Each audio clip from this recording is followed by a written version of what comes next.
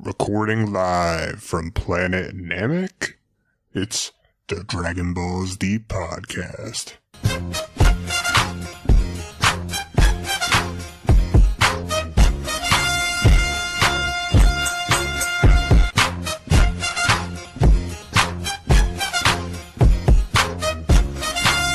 We are here, and here is wherever we happen to be at the time. Welcome to the Dragon Ball Z podcast. My name's Devin, and as always, I'm joined by Drew. Hello, everyone.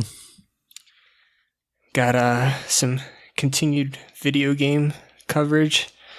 I guess some E3 remnant news.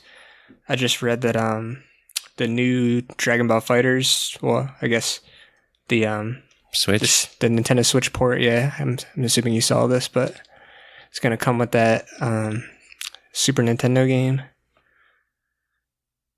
I didn't see that. Ooh, then I guess news for you too then. Yeah, it's, I guess, I forget the name of it, but it was a Super Nintendo game that was never released in the States. Yeah. It was only released in, I think, Japan, Spain, and like France or something like that. And I was looking at some gameplay video. It looked pretty good. Interesting. Especially for a Super Nintendo game. The Dragon Ball Z games I had on PS1 back in the day, I don't think they were released in the US. Huh. Had to use a converter to play them. Yeah, I think my first Dragon Ball Z game was Budokai 1 for PS2. Yeah. My first and only game until Fighters and Xenoverse, which I didn't really play Xenoverse. Or Fighters for that matter. True. But yeah, it's kind of cool that they're doing that. Yeah, it's neat. Maybe PlayStation will get it. Who knows? Probably not. Yeah, probably not. But maybe. We can hope. That's okay. There's enough stuff coming out. I'll be Right. busy for the next 2 years. This is true. What other Dragon Balls news is there? There's if anybody missed it, I recommend checking out that if you've ever watched Conan does that game thing, the game segment. What's it called? Clueless Gamer. Yeah, Clueless Gamer. Get on YouTube, search Clueless Gamer with Ron Funches. It's pretty funny. Yeah, they play Dragon Ball Legends. The shitty cell phone game. Yeah. But Ron's a true Dragon Ball fan, so he made it fun. And Yamcha gets shit on national television, so that's always great. Oh yeah, that's another thing I don't want to forget to mention. Carrot cake? But going back to that Super Nintendo game, I guess somebody noticed in Dragon Ball Super, and they posted a little clip on YouTube, which, shout out to them. That was a good job. I don't know your name, sorry.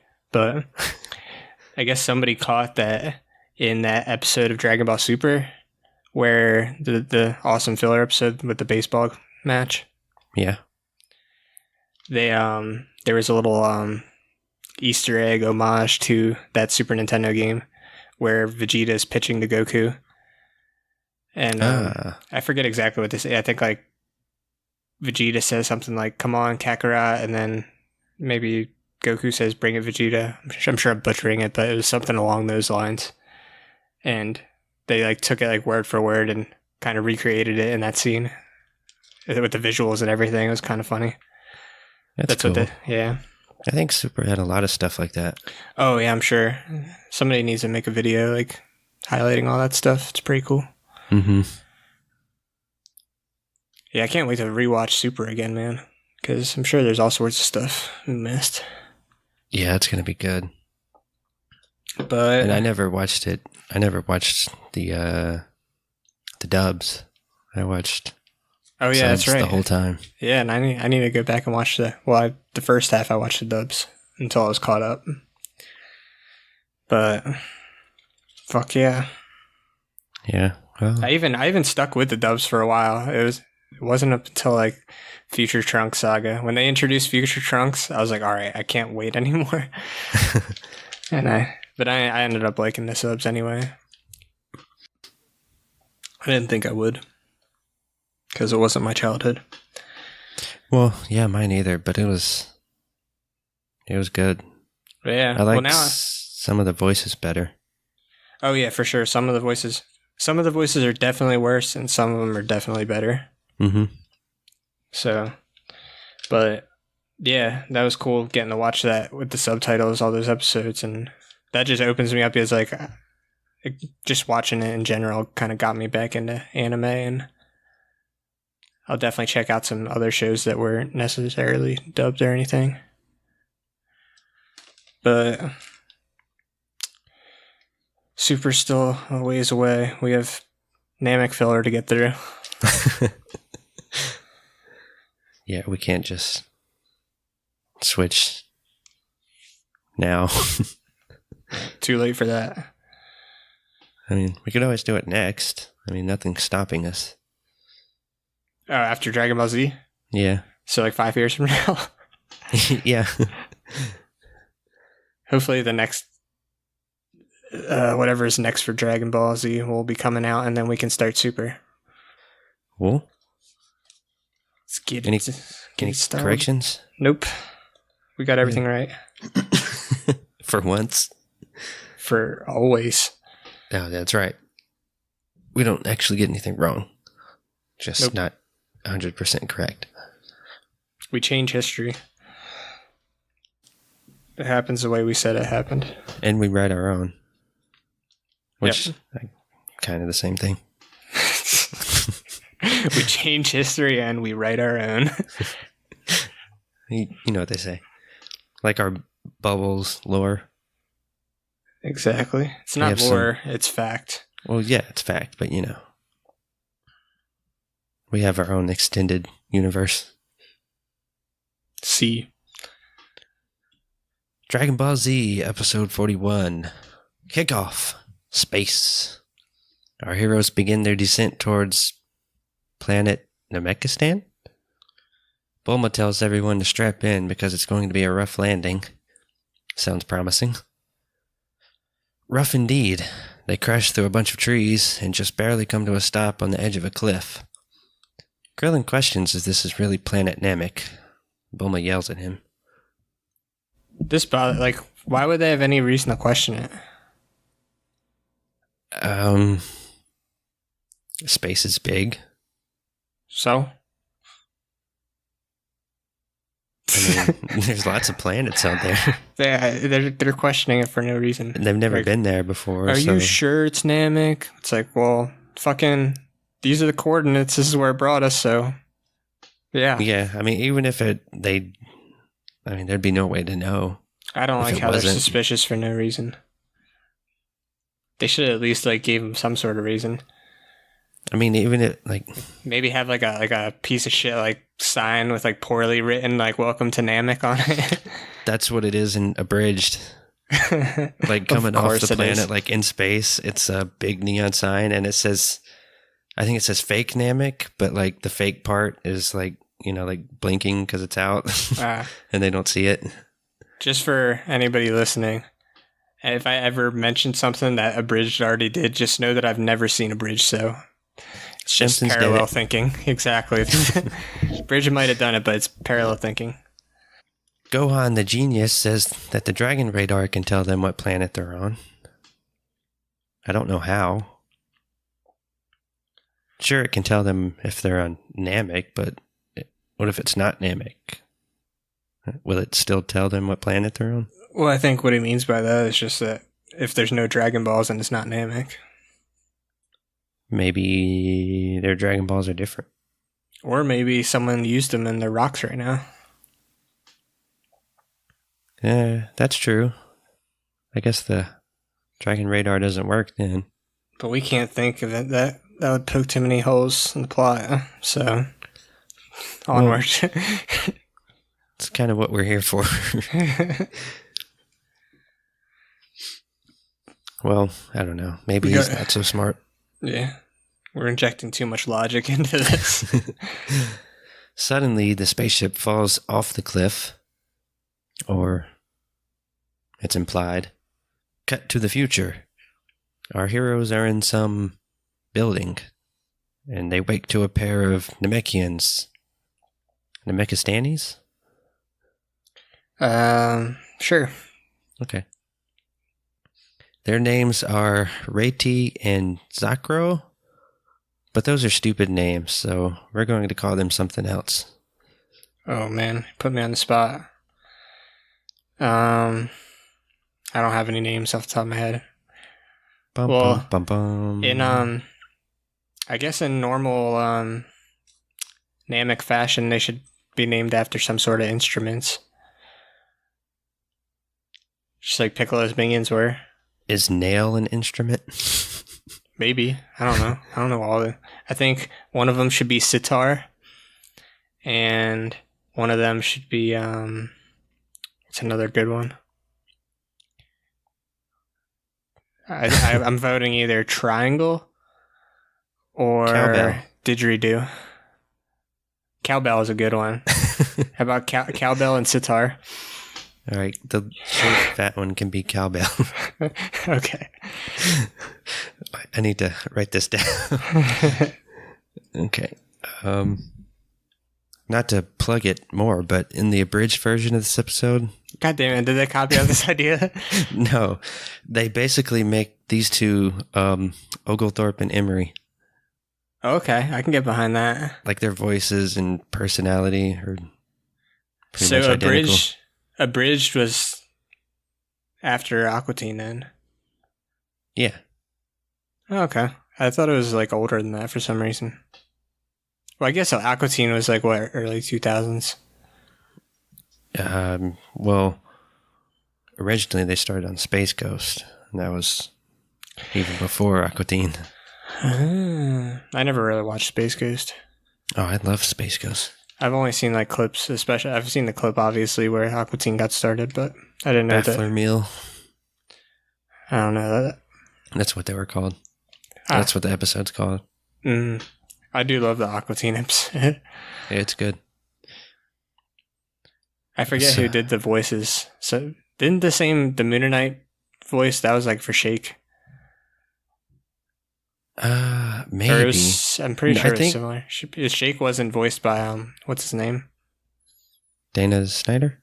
Or if it was, I don't know if Dana Snyder does the Moon Knights too, but he wasn't doing the Shake voice if it was him.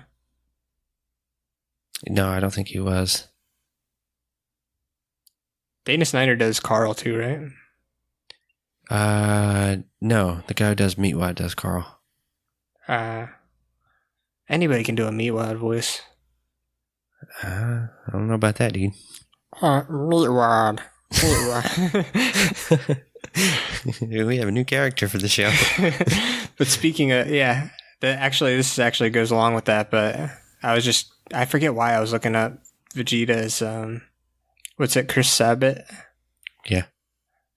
I knew he did more than one character, but he did a shit ton of characters. Yeah, he does a lot. I didn't know he did like pretty much like half the Ginyu Force. He does Piccolo too. Zarbon. Shenron. Does he do Mr. Satan? I don't think so, but Okay. maybe. I think he does Yamcha. He's like the Troy Baker of For real. Dragon Ball. Who's the guy that does Goku? Fuck. Shit. Does he do a lot of voices too, though? Yeah, he does a couple. Like he does King Kai and he does a few others.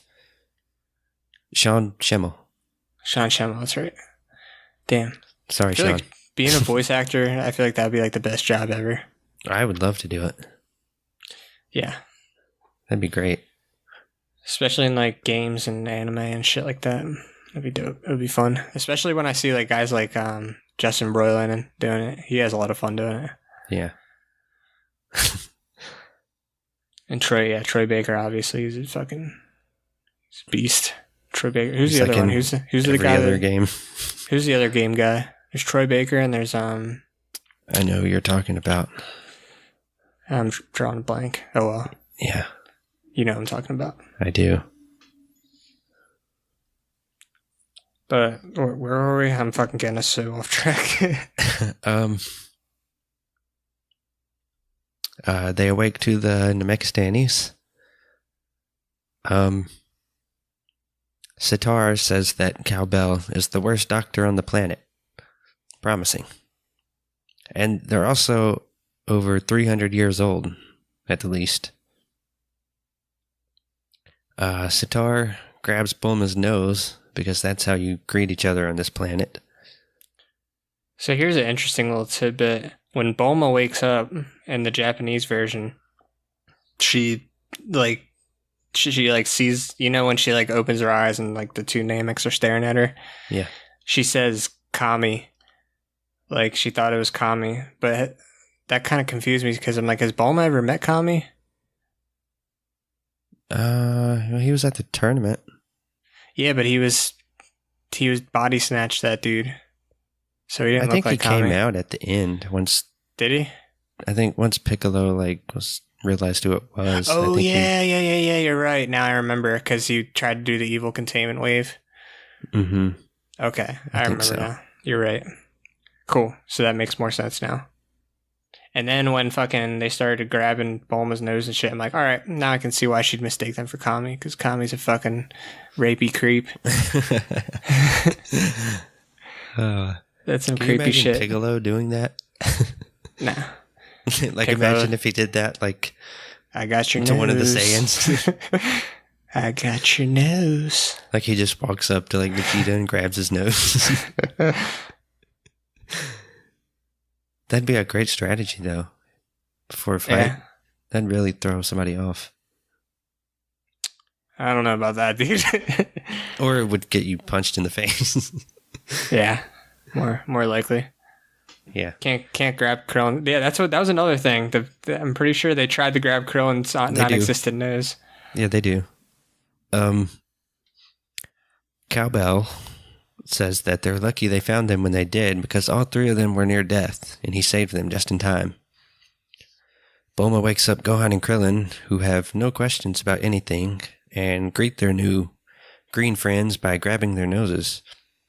And then, as you said, I wrote down, I don't know how this works with Krillin. Yeah. And then they smoke some cigars and offer them some tang. Oh, we'll get to that. Cut to the future. Right, and here we are. Everyone is sitting around for a nice meal. Dum Dum Krillin says, "Hey, you two look familiar. Have you ever been to planet Earth?" Bulma says, "No, stupid, they just look like Piccolo." Also racist. Oh, y'all look alike. Keep that in mind, too, what you just said. Cowbell, I think, says that they will help them find the Dragon Balls. But wait, no one ever said anything about the Dragon Balls before this. What's going on here? What's going on here? Also, I'm just noticing now, watching it because I have it playing right now, but that's a dead giveaway that they're not Namekians, that they're fucking eating food. Well, I don't think they know that. They don't know that, but we know that. Well, there's a lot of red flags leading up. Namekians are also not smokers. I'm sure Kami experimented. Yeah.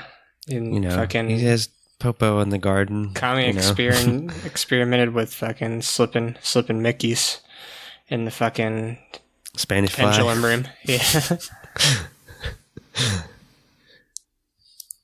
That's just how it was back in the day.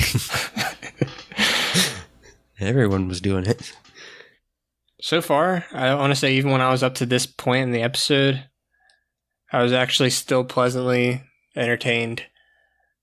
I think I set my bar so low for these upcoming filler episodes that they're actually not that bad. Well, they're not good episodes by any means, but they're not the worst Dragon Ball filler ever. They're not orphan bad. They're not orphan bad.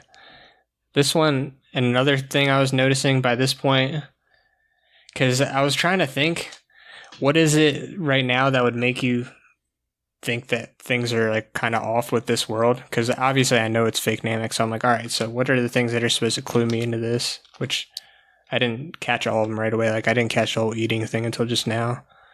But yeah, they also. Well, I don't even think we learn of that until later in the series when Piccolo says it.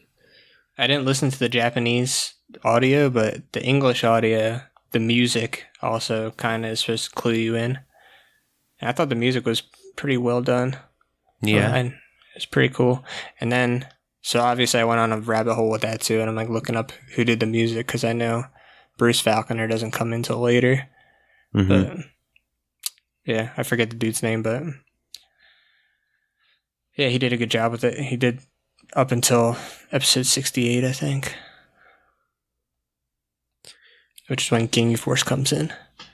Sitar, I think, uses his telekinesis to lift a glass into the air.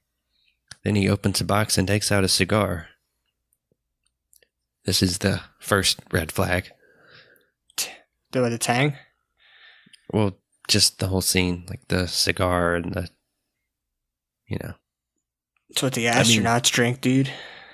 Tang. To kick in the glass. Sitar says they know everything about them. Second red flag. Why? Because, it's kind of weird. Nameks are wise, all-knowing creatures. Piccolo doesn't read minds, does he? I don't know if he reads minds, but he knows what's going on. I think he kind of reads minds. He's hyper-perceptive. He has good hearing, I know that. True. I'd expect Kami to know shit that he necessarily wouldn't otherwise. Well, he's on the lookout. He knows everything that's going on. Yeah, so, there's no telling these guys. They know Kami knows a lot of shit, so, I don't see why it would be too much of a surprise that these guys know what's going on. Okay, well, how about this? Cowbell says, "Don't worry, we won't take advantage of you." Is that a red flag? There's your red flag. I think it's time to go back to Earth and call this trip a failure. Bulma asks about the whereabouts of their spaceship. Cowbell says that they put it in their storage garage. Cut to the storage garage. The ship is in pretty bad shape. Gohan asks if they're always this nice to strangers. Only the ones we like. That was a dad joke. Was it? That's how I took it. I think it was below a dad joke. Well, there's no really below a dad joke. Bulma switches on her dragon radar and gets a signal. The animation here was kind of weird, and I couldn't really see what was going on the radar. So at first it looked like there were about 10 Dragon Balls being picked up. Yeah. I recounted, and it looked more like 15. So I looked again, and it looked more like 5. So yeah, I didn't notice. Upon further review, it's 7. Word. Lucky for them, 3 of the Dragon Balls are together and close by. So they all decide to go Dragon Ball hunting. Bulma takes out a capsule and tosses it. Out pops a pink convertible. Gotta love Capsule Corp. Cowbell tells them they shouldn't take the car. I don't know how they know what a car is, but it's not really important. Nope. He says that the outer territories are full of 100-foot tall, 500-pound monsters, which doesn't really add up. Why not? 100-foot tall and 500 pounds? Is that what he said? No, okay. I wasn't really paying that close of attention, but yeah, I guess it... I'm 99% sure. It sounds like a Funimationism. They like to get fucky with numbers. There's normal-sized humans that are 500 pounds. Yeah. So something that's 100 feet tall, But he says that maybe 500 pounds is different on this planet's gravity. Well, nobody's affected by it. No. But you would think they would be. At least Bulma would be. But he says that the monsters will step on them, and that it's highly recommended that they travel by air. And when he brings over this ship coming up, in the Japanese version, I forget, what does he call it in the English version? I think he calls it a Wukong. Wukong, yeah, that's it. In the Japanese version, he calls it a Goku. That makes sense. Why does it make sense? Because I think in the original story that Dragon Ball's based on, about the Monkey King, I think his name, the main character's name is Sun Wukong.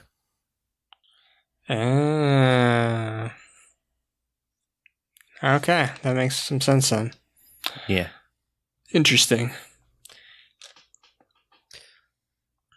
Yeah, he says that he's in a good mood and he'll take them there himself in the Wukong.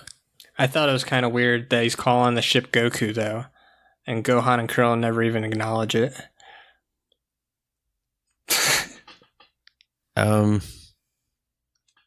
mean, I suppose. Just kind of, I don't know. It's one of those things, come on, just like point it out at least. Yeah. If you're going to be like that on the nose about it.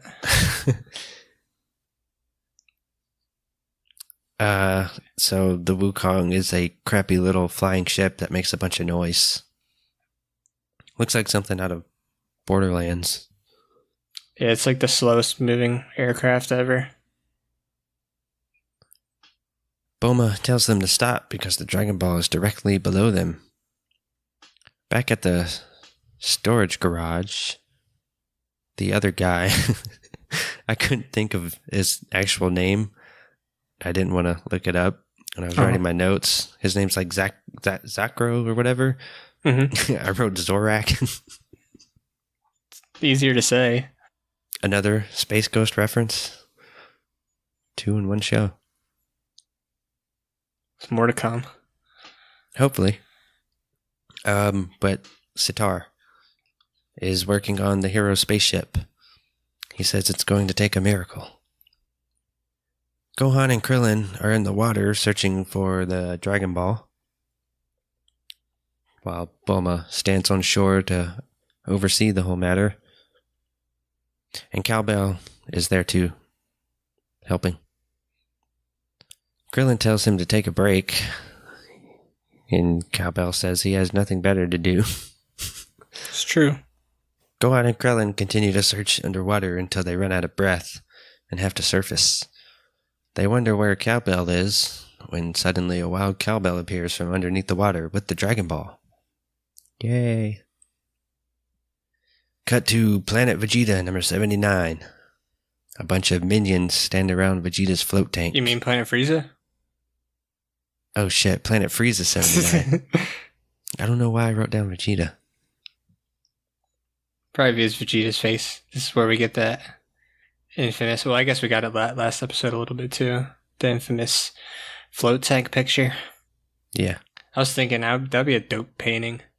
To have like a big-ass mural. Of Vegeta's face. Vegeta in the float tank. I would get it. I have some like dolphins around him. I don't need no dolphins. Get Boss Logic to fucking make that shit. Well, I guess he isn't. Dolphins a handgun. Dolphin with a handgun. So, yes, Planet Frieza, number 79. One of the minions checks Vegeta's vital signs and says that he's fully conscious now. And we get a flashback of Vegeta's fight on Earth. He says he's much stronger than Kakarot, yet he's the one taking all of the damage. Except for the Goku nearly dying part, but, you know. So I got a question for you. Shoot. Why does Vegeta's doctor look like he left his life on Fraggle Rock to become an evil space henchman? He looks like a Sketsy? I don't know what that is. From the Dark Crystal? I don't know what that is. Oh, Jesus Christ. It looks like a fucking Fraggle. I mean, Same thing. You're talking about the green, stupid bird-looking thing? Yeah, with the fuzzy troll hair. Yeah. Looks like he's straight out of a fucking Jim Henson show. I think Jim Henson did Dark Crystal. Makes sense. Did you ever see Labyrinth? Nope. I'm aware of it, but never seen it. R.I.P. David Bowie. Speaking of Goku, cut to the hospital.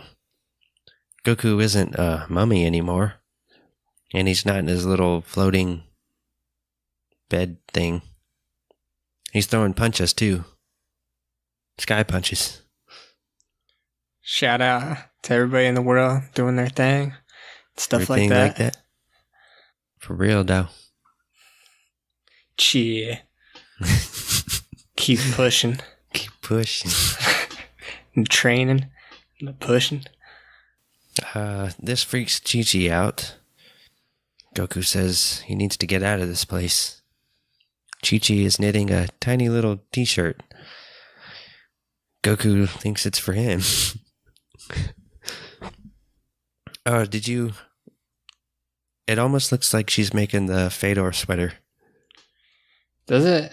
And Did she it have just stripes? hasn't... It only has like one blue stripe on it. It just looks like she hasn't put all the other stripes in it. Dude, I could not. I want a Fedor sweater. I couldn't find one that was legit enough for me. Yeah. They have some like fake imitators out there, but the stripes just aren't quite right. Go to Russia. Probably find one. And even if I could find one, I probably wouldn't be able to find one to fit. Back on planet Namekiistan? Cowbell has taken our heroes to an ancient site of ruins that was built over 5,000 years ago. The Dragon radar picks up the signal, and Krillin finds a set of stairs leading underground. So they head down to check it out. We see a bunch of crudely drawn Ninja Turtles on the wall. Krillin says they must be ancient Nameks.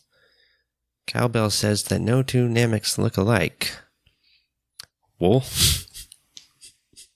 I don't know about that. Racist. They come to a tomb full of coffins. Bulma opens one and sees the Dragon Ball, so she goes to grab it when suddenly she notices that it's in the mouth of a giant skull. She freaks out, so they grab it and take off. Yeah, I don't get this. For sure, don't open up a coffin and expect not to find a skeleton in it. Well, maybe But, you don't always find a skeleton. or some sort of rotting corpse or remains.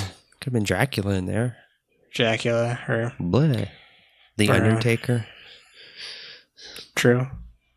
Bulma is suspicious of Cowbell and thinks he might be using them to gather the Dragon Balls so that he can steal them once they're done. They come to another area where a Dragon Ball is located. Bulma notices that the Dragon Ball is moving. Bulma falls into a hole, but it's not a hole. Well, it is, but it's actually a giant footprint. Sam Squanch. Megalodon. That's a shark, dude. Same thing. Shark and Sam Squanch are the same thing. The dinosaur shark. It's an aquatic Sam Squanch. Then they see a giant dinosaur, kaiju, because dinosaurs also exist here. It's our first kaiju in a while. Yeah, I guess. You could kind of consider the great ape one. Nah, I don't. Technically, it's a giant monster. Yeah. The kaiju is holding the Dragon Ball, so Bulma asks if she can have it. The kaiju eats the Dragon Ball, and then walks off. Bulma chases after him. Cowbell stops them and says they can't go into the forest. Bulma accuses him of planning to steal the Dragon Balls from them. Cowbell says he would never do such a thing, but Bulma just gives him the side eye. Bulma says that something funny is going on. Do you agree with Bulma?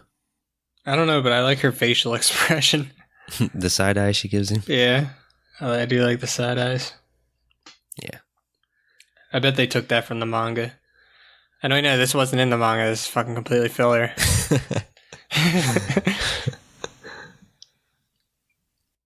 Should have been in the manga.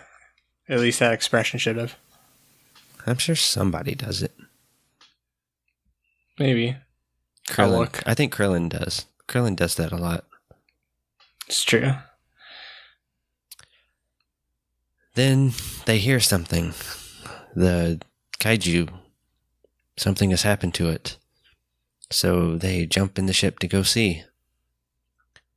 They come to a large body of water. Liquid. Liquid. Liquid. Liquid. Liquid. Liquid? Liquid. Liquid. Liquid. Liquid. Liquid. Liquid. Liquid. Liquid. Liquid. Liquid. Liquid. Liquid. Liquid. Liquid? Liquid. Liquid. Liquid. Liquid. Liquid. Liquid. Liquid. Liquid. Liquid. Hydrochloric acid. Liquid. It's boiling. I don't know. Then they see a large skeleton float to the surface. It's the skeleton of the kaiju. I like how it's still intact and connected. Well, I mean, it makes sense. There's some acids that you can throw shit in and it'll eat away at everything but the bones. Yeah, but I'm saying it's still the skeleton is complete. Yeah. You know, how you see a dinosaur skeleton in a museum, how they connect all the bones together. Well, how do you think they get the bones like that? Oh, you mean intact, they're together? Yeah, they're still in the shape. I got you. Yeah. Yeah, that's kind of funny. I didn't notice that. Cowbell tells them that this swamp can melt any living thing in seconds. Krillin concludes that the Dragon Ball is now at the bottom of the swamp. Cowbell says it's impossible to get the Dragon Ball now.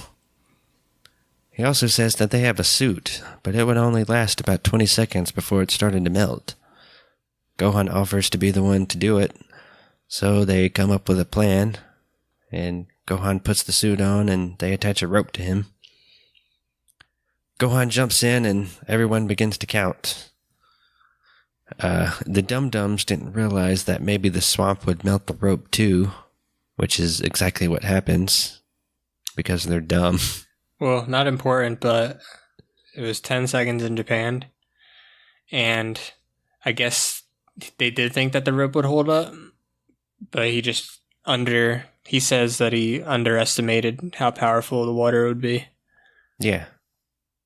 I mean, I guess it's not like he forgot. Oh yeah, the rope won't he thought the rope was strong enough, but it wasn't. Okay, fair enough. They could have tested it first, at least. That's true. But whatever. Everyone panics. Gohan grabs the Dragon Ball, but realizes that the rope is broken. He begins to swim to the surface as the swamp begins eating through the suit. So Gohan turns around and fires an energy blast, sending him out of the swamp at high speed. Everyone celebrates. Bulma gives Krillin a hug. Krillin is very uncomfortable. Mr. Narrator sends us off. The end. I like the image of Gohan in the spacesuit thing, or whatever that's supposed to be. It kind of reminded me of a submersible suit. Yeah, it reminded me a combination of a diving suit. Gave me some alien vibes with that. Made me think of Mario. Yeah, I guess a little bit. Made me think of Bioshock divey type of imagery, and also it kind of reminded me of, although I don't know why, but the alien suit, whatever that thing was called, that Sigourney Weaver or whatever. What? Or who was it? Who was it? An alien? An alien? Yeah. The first movie? Yeah, the first one. Is it the first one or the second one where they use the suit to like drag the alien to the edge? To drag the alien to the edge? Yeah, they grab it with like the clampy arm thing. Oh, the power loader. Yeah, that thing. It's a little different. It's like the same thing but with claws. That was like a giant forklift thing. Yeah, it had like I think it didn't have a bubble cover. No, it didn't have a cover. You just like strapped into it. Oh. I haven't seen the movie in a while.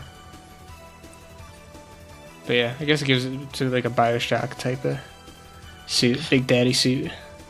It is similar to the spacesuits that they wear in the first Alien movie. When they go in the derelict ship and they have the big bulky suits on. Yeah, I'm probably just combining the imagery in my brain. Overall, I don't know. Episode was a little long. I thought so too. Not as bad. I liked how weird it was. That was the thing that appealed to me the most. Yeah, it was very different from... The pacing was like very strange, and also it kind of felt like a little bit of a throwback Dragon Ball episode. Kind of. I was expecting... since you said that in like the previous episodes, I was expecting a little more, but... It was a valiant effort, but not quite executed. Well, there's more to come. Yeah, you can tell they were kind of going for that, though, for sure. I mean, they're looking for Dragon Balls again, except they're in space. You got the team of, instead of, we've mentioned it before, obviously, but you got the Bulma Gohan, Krillin instead of your Bulma Goku Oolong team. Very similar dynamic. Yeah. But overall, my summary for this episode, not the worst filler we've ever seen. No, not even close. I imagine I don't know if it gets worse. Or not necessarily this part, but if there's worse filler, there might be. Oh, there's definitely is. And... Great Saiyaman. Oh man, don't even get me started. Or, actually, it's pretty bad, but I'm looking forward to it. I'm not. Or I don't know. No, not Great Saiyaman. When Krillin gets his girlfriend. Oh, I'm definitely looking forward to that. Those are great episodes. The episodes themselves aren't very good, but that whole dynamic.